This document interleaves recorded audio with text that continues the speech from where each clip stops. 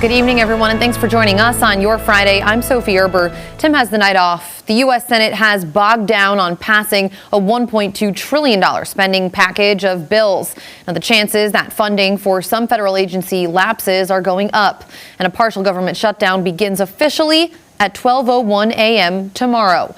Earlier today, the House approved the measure. KCAU-9's Washington correspondent Jesse Schnurr has the story now in our top story at 10.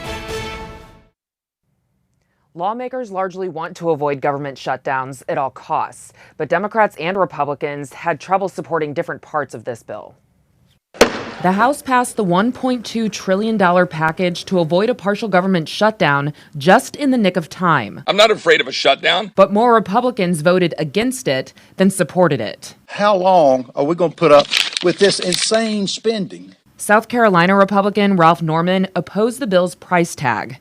And Texas Republican Chip Roy said the border security provisions don't go far enough. Anybody who votes for this bill today owns every stinking bit of it. But other Republicans, like Texas Congresswoman Kay Granger, supported the package, noting more than 70% of the money would go to the Pentagon. I'm proud to say that this bill strengthens our national security and funds critical defense efforts. Democrats, like Connecticut Congresswoman Rosa DeLauro, largely supported the package for its support of low-income families and protections for women's reproductive rights. We need to govern on behalf of the American people. But some Democrats, like New York Congresswoman Alexandria Ocasio-Cortez, still opposed the bill, arguing its humanitarian aid for Palestinians in Gaza doesn't go far enough. This is a mass starvation of people. All of this could cost House Speaker Mike Johnson his job.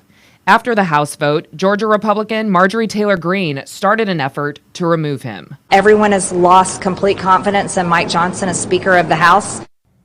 And President Biden says he's ready to sign the funding bill. In Washington, I'm Jessie Chenor. Catherine, the Princess of Wales, announced today that she has cancer and is currently undergoing chemotherapy. This comes after weeks of speculation about her health and her whereabouts. She asked for, quote, time, space, and privacy, end quote, while she's getting treatment, and the type of cancer has not been disclosed. The 42-year-old has not been seen in the public eye since January for an unspecified abdominal planned surgery. Catherine described that surgery as a major one.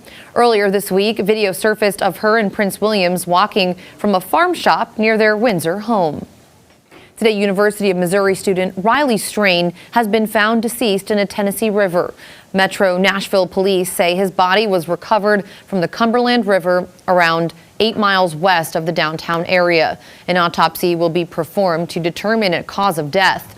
Officials have previously said the 22-year-old was last seen around 10 at night on March 8th after drinking in downtown Nashville.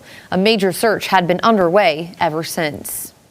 Tyson Fresh Meats has reached settlements tonight with the 3 families of 3 workers who contracted COVID-19 at the Storm Lake, Iowa plant and then later passed away. According to court documents, the estates of Ken Jones, Victor Rivera, and Juan Samudio have dismissed the lawsuit with prejudice. No other information has been released about the settlements at this time. In the negligence lawsuits, it says Tyson and its managers allegedly knew about the risks of coronavirus after the outbreak in early 2020. The families say Tyson continued to have employees work in close quarters without the proper personal protection equipment, or PPE. Each suit were seeking to get in excess of $10,000 for losses and damages for those families. Next week, there will be 2 property tax public hearings, one for the Sioux City Community School District and the other for Woodbury County. The school district will be getting public input on the proposed property tax levy. It's for next fiscal year, which officially begins July 1st and then ends on June 30th of 2025. The hearing will take place 5 p.m. Monday at the Educational Service Center. That's on 4th Street. The school board is expected then to discuss more about the proposed property tax levy at its regular meeting. That starts at 6 p.m. And the next day, the Woodbury County Board of Supervisors will be holding their special meeting on a proposed property tax levy. That would also be for fiscal year 25. It will be March 26th at 4 p.m. in the basement boardroom of the Woodbury County Courthouse on 7th and Douglas.